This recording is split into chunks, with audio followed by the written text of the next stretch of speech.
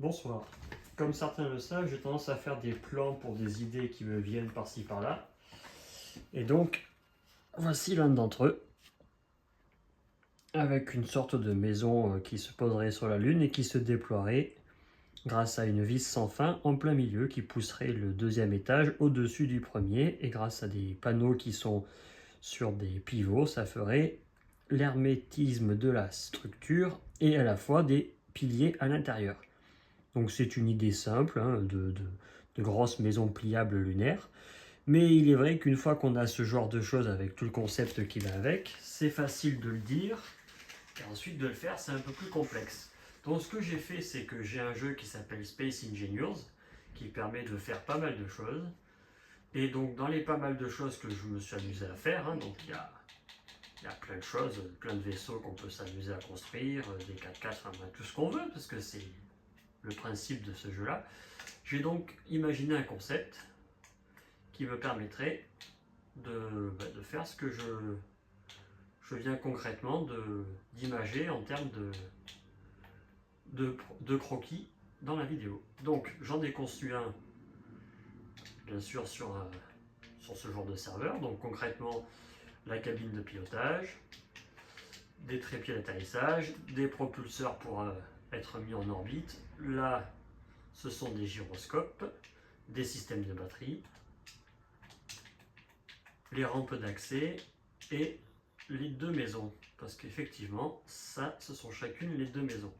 Avec des panneaux solaires dessus, enfin bref. Le concept est un peu simpliste, mais c'est pour une image. Voilà. Donc concrètement, je suis dans une orbite lunaire. Pour l'instant, il y a 0,05 G en termes de gravité. Voilà. Et donc les choses, elles sont simples. Dans l'idée, c'est d'atterrir.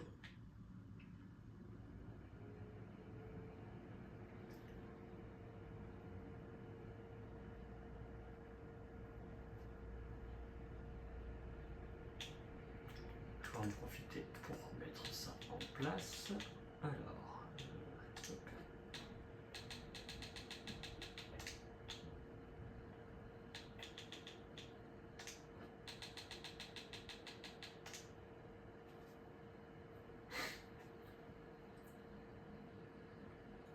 donc là, j'ai une altitude d'environ 2400 mètres autour de la Lune dans ce jeu-là, bien sûr, parce que c'est des paramètres en fonction de ce jeu. J'ai coupé les inhibiteurs de poussée pour avoir une descente assez rapide.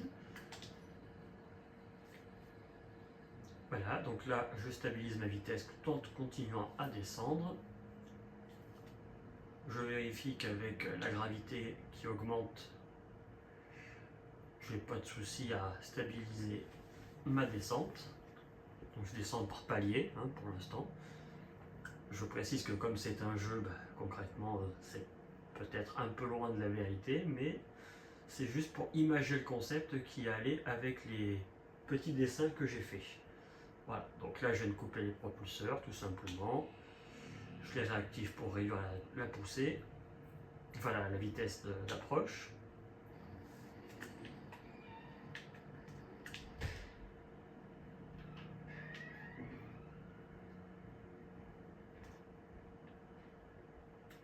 Alors je vais peut-être essayer de viser un cratère, ce sera peut-être mieux pour atterrir quand même.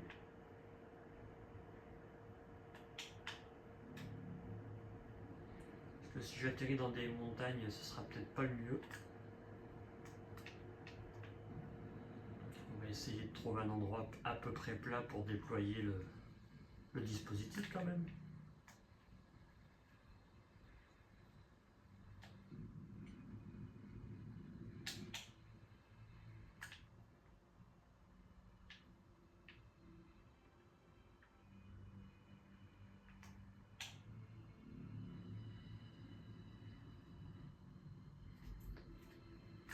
Bon, concrètement, c'est un peu conçu comme un papillon.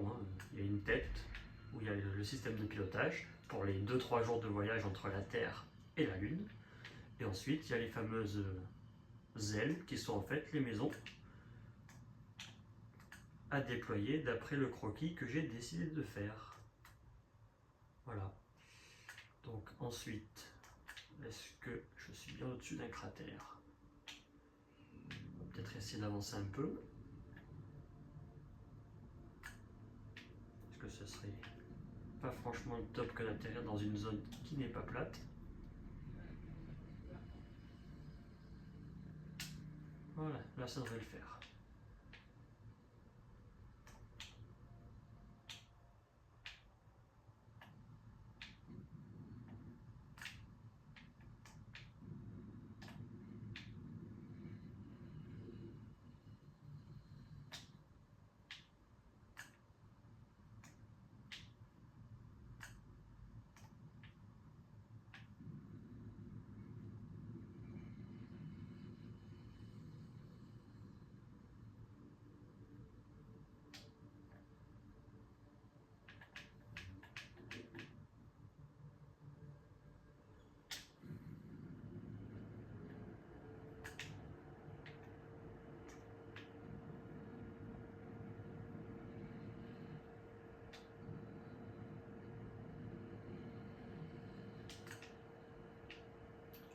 Il y aura certainement moyen de faire un atterrissage un peu plus précis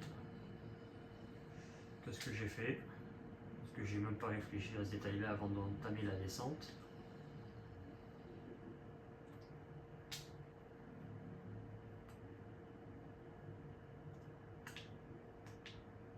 Punaise, c'était pas ça que je voulais faire. Hop. Ça aussi, il faudra éviter. Dans l'idée, c'était plutôt ça. Voilà. Et sur les derniers mètres, on va essayer de choisir la meilleure place possible pour se garer.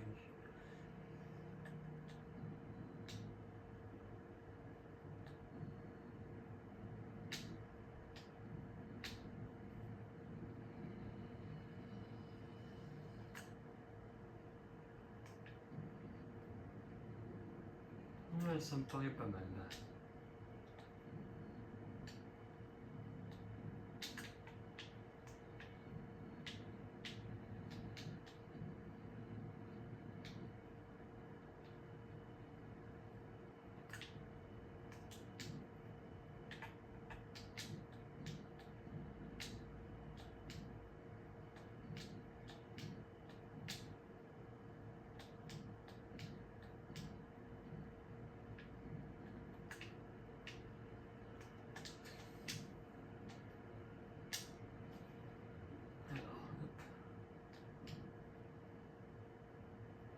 Voilà, là, ce sera nickel.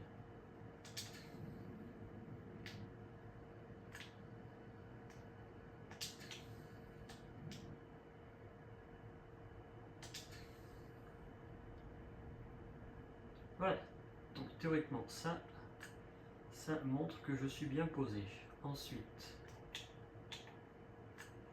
je déploie donc les deux charnières qui font un peu les ailes de papillon, comme j'ai coutume de le dire sur ce concept-là.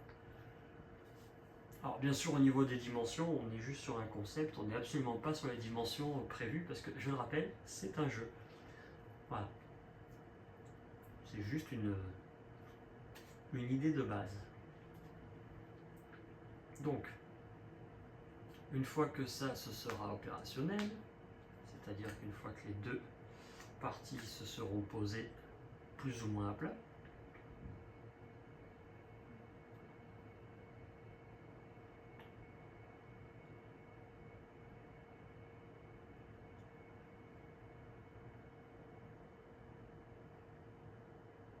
voilà, donc hop, celle-là, elle est verrouillée.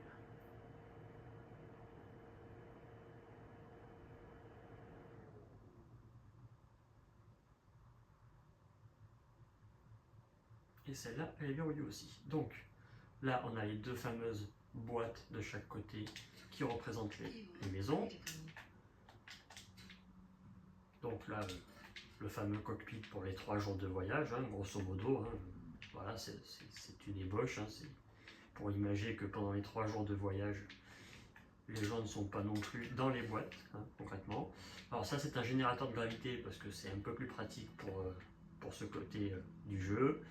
Donc voilà, hein, j'ai mis les choses de façon un petit peu basique, mais c'est surtout pour imager le concept. Donc, ensuite, maintenant que les maisons sont à plat, le vérin central qui permet de monter les étages. Donc là, j'ai le deuxième étage qui est opérationnel. Et ensuite, je viens normalement, si j'ai bien fait ce que je voulais, d'activer les fameuses rampes en intérieur. Donc là, il faudra faire un sas dans cette zone-là, bien sûr. Mais là, j'ai les rampes qui permettent donc, grâce au vérin central, d'avoir 2 étages, où on peut même sauter sur place. Et donc la rampe qui se déploie.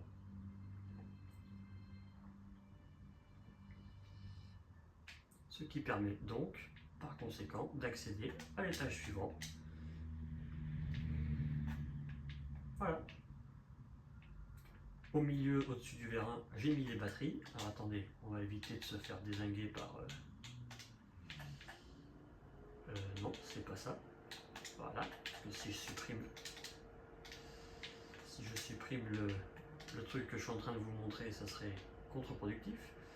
Et donc voilà, donc là, à partir de là, donc hop, je reverrouille les rampes pour pas qu'elles bougent. Donc là, même si elles sont sur un système de freinage, le vérin, lui, au maximum, est verrouillé aussi. Donc là, il y aura un sas qu'il faudra déployer en accordéon avec une double porte, hein, mais bon, c'est basique. Cette rampe-là, je ne pouvais pas faire de système pour une rampe, mais soit un système accordéon, soit un système de, pareil, de pivot. Hein. Voilà, donc là, il y a un creux parce que sinon, ça gênerait entre cette partie-là et la pièce qui pourrait être là. Et donc, une fois que ça c'est fait, tout simplement, hop, on a les rampes qui sont plus ou moins aptes. Il suffira de faire avec du régolithe le complément. Et donc, on a 2 bâtiments qui permettent tout simplement d'avoir logement, cuisine et tout ce qui s'ensuit. Je pense que le mieux, c'est d'avoir les outils qui se déploient, qui sont stockés dans la partie supérieure et qui, une fois que tout est en place, mais il suffit tout simplement de les descendre et de les installer. Voilà, donc ça fait à la fois la partie supérieure, la partie cargaison, et on a le double espace au final grâce au déploiement. Voilà, donc c'est un concept plutôt basique parce qu'un ordinateur de commande qui est directement exposé à l'air libre, c'est pas franchement ce qu'il y a de plus intelligent. La construction n'est pas du tout pour que ce soit le concept optimum, mais plutôt le concept qui permet ensuite de construire la meilleure des constructions pour arriver sur la Lune. Donc voilà. Donc là forcément je suis, on va dire, en mode créatif dans mon propre jeu, donc j'ai pas trop de problématiques d'oxygène, d'électricité ou tout ce qui s'ensuit. Mais voilà, c'était pour imaginer le concept.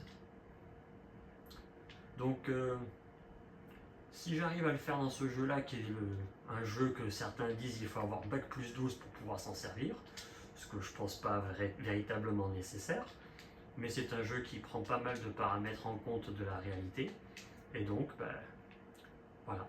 Donc ce qu'il faut juste comprendre, c'est que il y a des pièces qui se réunissent juste à cet endroit-là, et donc celle-ci est en biseau interne, et celle-ci est en biseau inversé par rapport à celle-ci, de façon à ce qu'il y ait une pression et donc une étanchéité.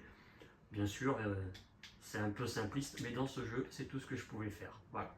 Mais bon, faire un système de coulisses avec un système d'étanchéité qui viendrait grâce à un pivot près des murs qui se déploierait contre les murs pour faire à la fois mur porteur et étanchéité, je pense que c'est largement faisable. Voilà. Maintenant, dans ce jeu-là, je suis aussi limité parce que c'est un jeu, mais mon concept, qui est détaillé en plan plus cette vidéo, devrait permettre d'être assez précis sur le projet que j'ai en tête. Voilà, sur ce que j'arrive à me mettre comme idée. Et j'espère à potentiellement la transmettre. Voilà. Je me dis que certains plans que j'ai déjà détaillés peuvent largement être reproduit. La preuve en est ici, puisque comme vous l'avez vu, j'ai appelé ça la base du CNES, ce qui est concrètement ma base lunaire d'après les plans que j'ai envoyés au CNES puisque je me suis simplement dit que faire une base lunaire, ça serait intelligent de la creuser dans un cratère, plutôt que de creuser carrément le cratère d'abord.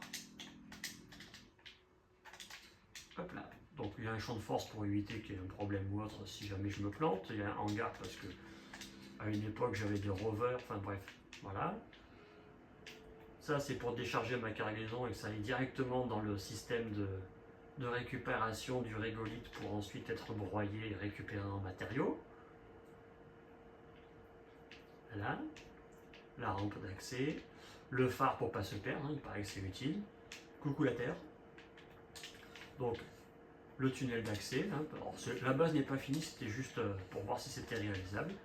Voilà, donc le sas où on vide ses poches et où éventuellement chacun se prépare avec le système de pressurisation. Voilà, donc les portes, tout ce qui s'ensuit. Voilà, donc là l'usine qui récupère le régolithe et qui en fait ce qu'on en a à faire. Là, c'est la médecine et les stages de cryogénisation, donc effectivement le jeu est un petit peu en avance sur notre technologie. Là, c'est une des surfaces qu'il existe. Ici, ce sont les différents réacteurs nucléaires pour avoir de l'énergie, hein, parce qu'il paraît que ça serait utile. Et donc, autour de cette structure centrale, qui permet d'acheminer l'énergie, on a les différents étages qui nous permettent d'avoir une base assez profonde. Voilà. Et dans l'idée, si jamais il y en avait, parce que dans une des théories, la Lune est censée avoir des cratères avec de la glace au fond, et ben, on pourrait faire un accès pour aller chercher de la glace et avoir de l'eau et de l'hydrogène. Voilà. Et donc le concept, c'est ça. Donc le cratère est déjà existant et la structure vient se poser sur le fond du cratère de façon à pouvoir récupérer de la glace puisqu'on a ici et tout ce qui s'ensuit. Et pour y accéder, voilà, l'idée est assez simple. Voilà, quelques points d'accroche, un cercle qui descend vers le creux du cratère. Le cratère, je ne l'ai absolument pas modifié, il était plutôt comme ça. Là, ce qui s'est passé, c'était une fausse manœuvre avec un vaisseau. Donc oui, ça, c'est pas de la modification volontaire. Mais ça n'empêche que même lors d'un petit crash, eh ben, le cratère permet de protéger la structure. Voilà. Donc là, vous avez les deux plans. Et concrètement, si je m'étais amusé, j'aurais carrément pu me poser ici, parce que la surface est plutôt plane. Voilà, ça aurait été potentiellement plus rigolo que de me poser, je ne sais même pas où d'ailleurs. Donc on peut s'amuser encore une fois.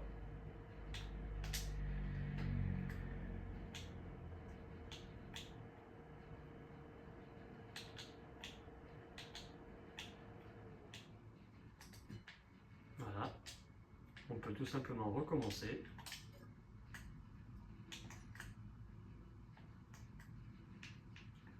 Hop, je stabilise.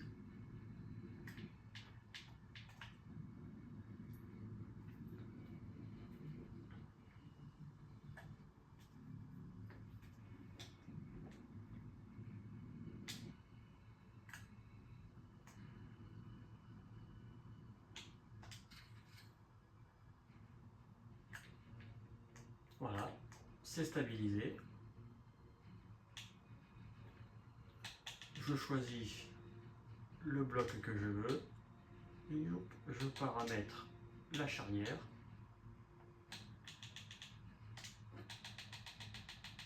Comme vous voyez, il y a plein de paramètres qu'on peut prendre en compte. Hein. Voilà. Comme ça, il y aura les maisons que vous voyez en train de se déployer et en fait la base que j'ai imaginée pour du plus long terme. Alors certes, les échelles de mesure ne sont pas du tout respectées parce que j'ai choisi un cratère au hasard. La maison, enfin les doubles maisons, je les ai faites comme ça. Là aussi, un petit peu au jugé pour que ça fonctionne, pas pour que ce soit dans les dimensions voulues, puisqu'il faut quand même que ça rentre dans les têtes de lancement des fusées humaines. Hein. Donc c'est con à dire, mais il y a quand même, avant de les mettre en orbite et les envoyer sur la Lune, il faut que ça rentre dans quelque chose pour les mettre en orbite. Voilà. Et l'avantage de ce concept, c'est que ça permet d'épouser aussi plutôt pas mal quel que soit le sol de l'endroit où l'on atterrit.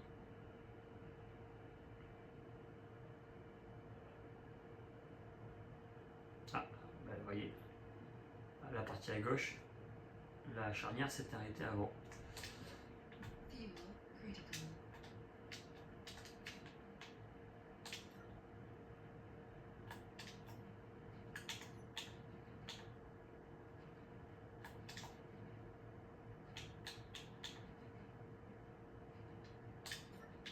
Et voilà. Et à nouveau l'installation qui se fait impeccablement.